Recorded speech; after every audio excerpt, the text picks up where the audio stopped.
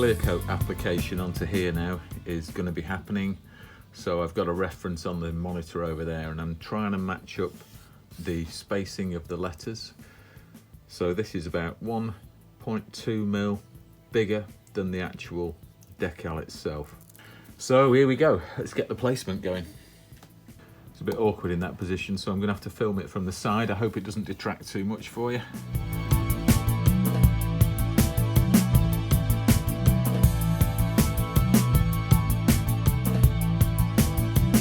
So I can see already that the spacing of the decals is not exact to the original. So I'm going to redo these masks as a single unit. So I've reworked the mask, overlapped the areas that I need to try and compress the text a little bit more into the space that I've got. So I'm using the top edge of this as my guide and the overlap of this central lozenge here, which actually comes across from one panel to the other. There's a little bit of fudging on this again because these decals are actually slightly oversized. Let's see if I can arrange the letters in there. Feel it?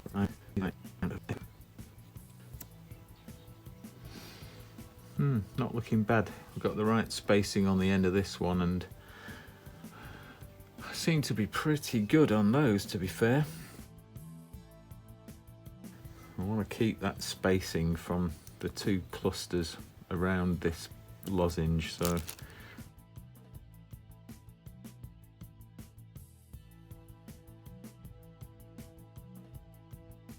I've got the spacing nice on the 1701, that works right, got the right kind of spacing either end of the lettering there. I'm just laying out now the basic position on the masking, so now I'm looking at marking off this piece of paper to see where I need to split this decal because I don't want this clear coat in between with all the pearls.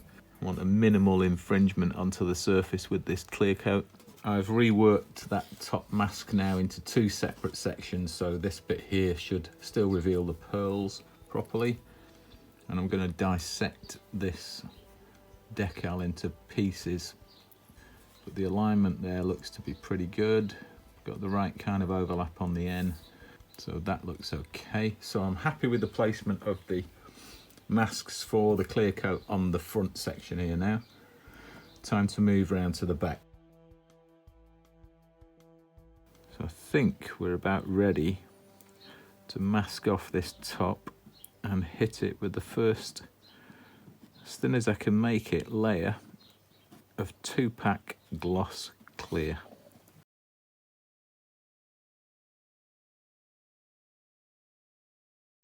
Okay, we've got the area for the clear coat here. I'm having a double check now, just to have a look at the mask edges, make sure everything's good, and make sure that I'm not going to get any bleed. Okay, so I've mixed up this clear coat, which is a 2-pack automotive clear coat, sort of thing you'd use for the final finish on your car. It's a 2-to-1 ratio, nice and clear, should do the job perfectly, I'm hoping. I have tested it on one thing, so I know it works. Okay, I'm going to be firing it on here now. I want to put the thinnest possible coating I can whilst leaving a full gloss finish. I don't want to build up much thickness if I can help it. So I'm double checking just the last few bits to make sure I've got all my bits covered.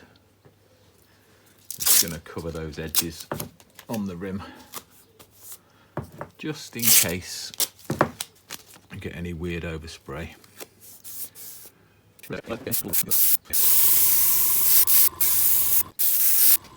That's now got a clear coat on the rear and the front clear coat looking pretty good, so I think we're okay.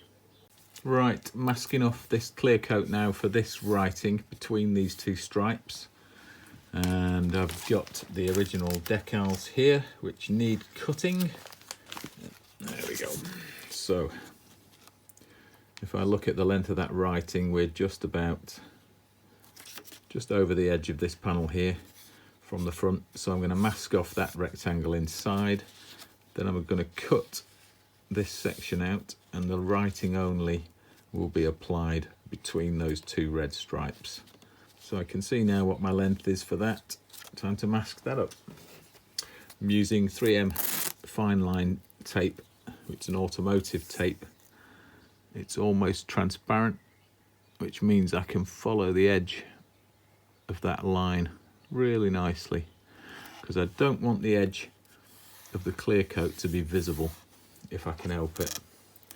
And butting that mask edge up to an existing line is a great way of disguising it. So there.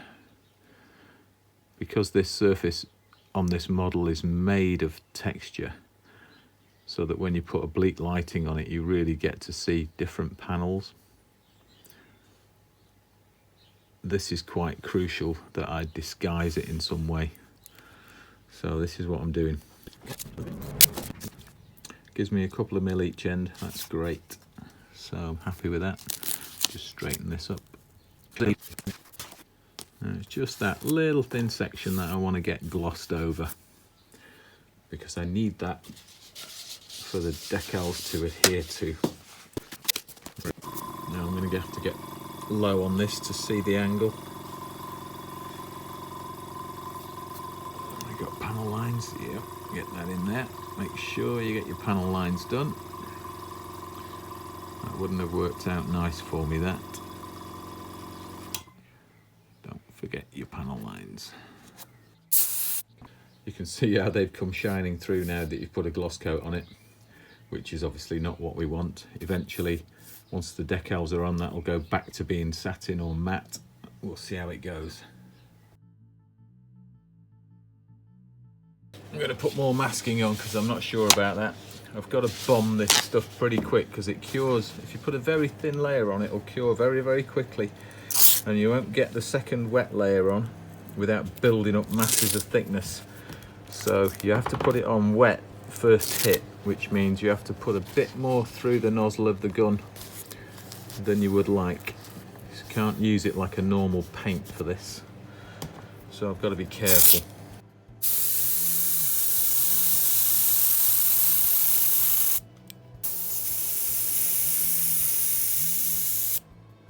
You see that there?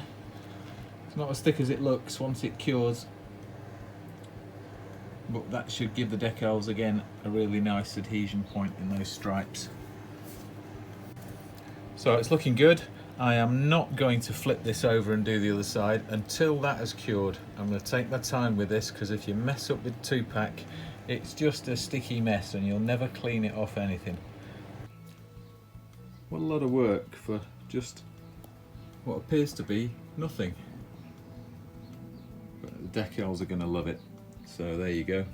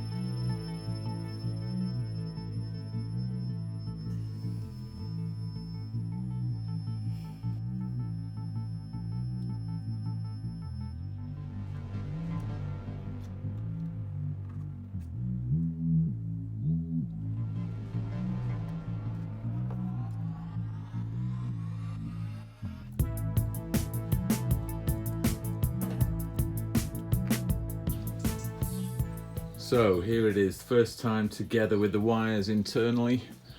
I'm just checking now the alignment of these engines. I'm going to tighten those up in a minute, and then I'm going to match the angle of the saucer to those. Otherwise, looking pretty good. It's big, I'm stepping right back.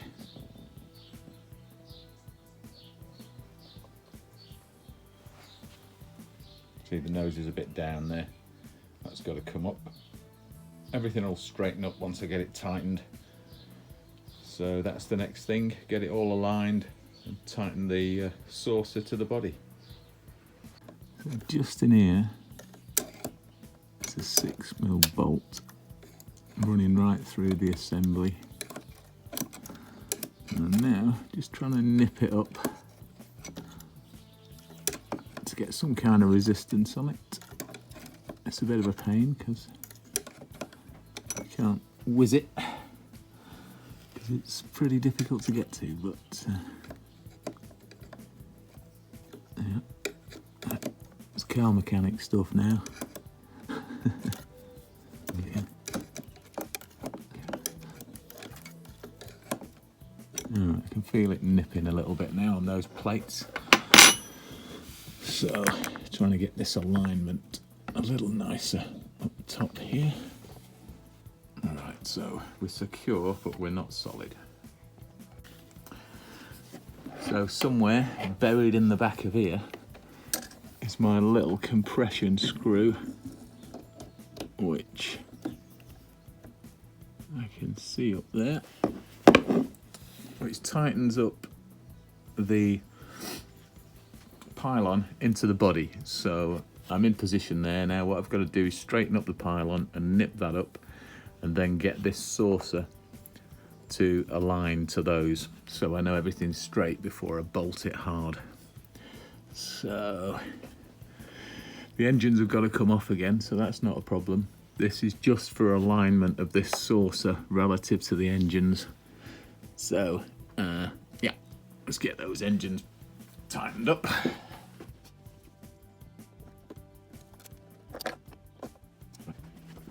So that's nipped up. Next thing to do is to make sure I've got this in position. Stops the rotation of that main screw through there, which bolts the neck piece, which is sliding through here, into the space between these two compression plates. You see there's an 8mm piece in the middle there, and then two 2mm pieces on each side. They've got a bolt in the middle that you can see just there. That tightens up and squeezes those two plates onto the plate that's coming down through from the neck. So I'm hoping that should be okay.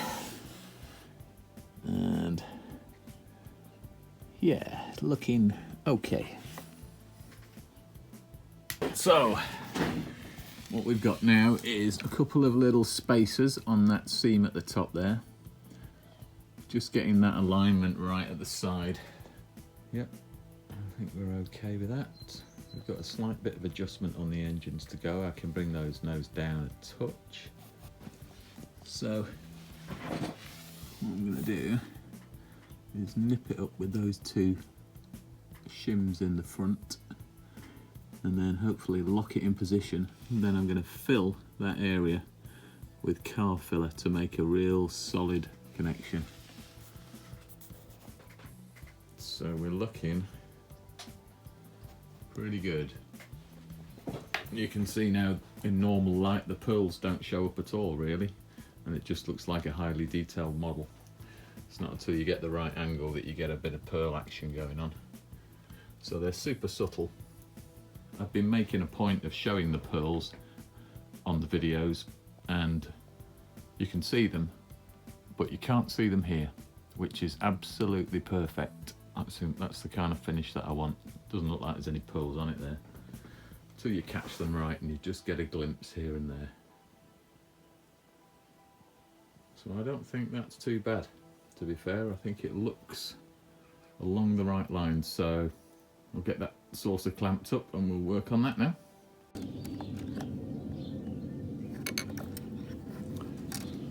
Okay. So that's that nipped up. Just kept the spacing at the top here now. And going to rewire this and check all the lights before I solidify that.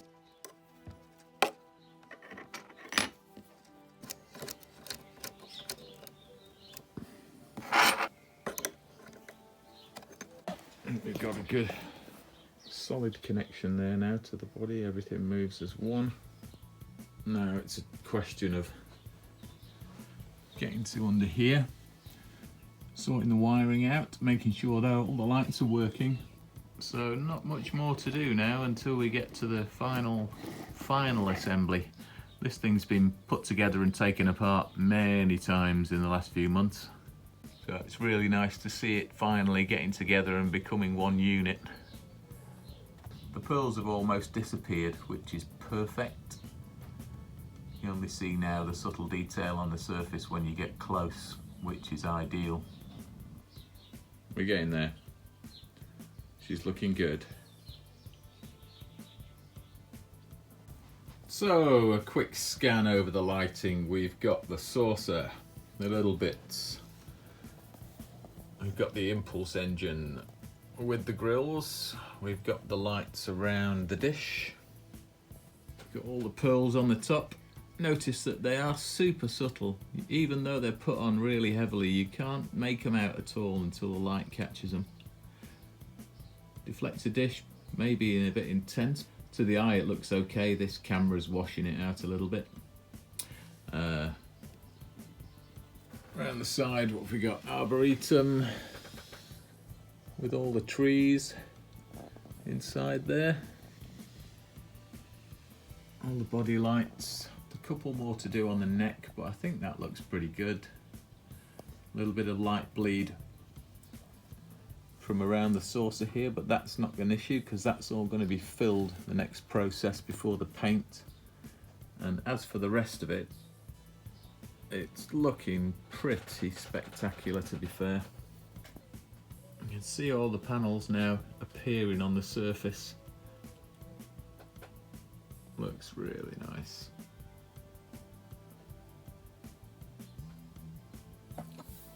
So, got engine lights on. They're quite bright. I think I'll tone those down a touch. They're on a different circuit, so now the front ones are off. But the illumination on the side of the fuselage is looking pretty good. That's coming from a little LED just on the top of the tip here, shining down onto the bodywork, a bit like in the movie, so it highlights the logo. A couple of light bleeds to fix, obviously, but yeah, I'm happy with that. Everything's looking good. So next stage is get this top area filled, repainted, sort out the windows, get this front section done, get the back engines on, get the stand made, get the decals on. Happy days. So hopefully the next video will be maybe the final one. Who knows?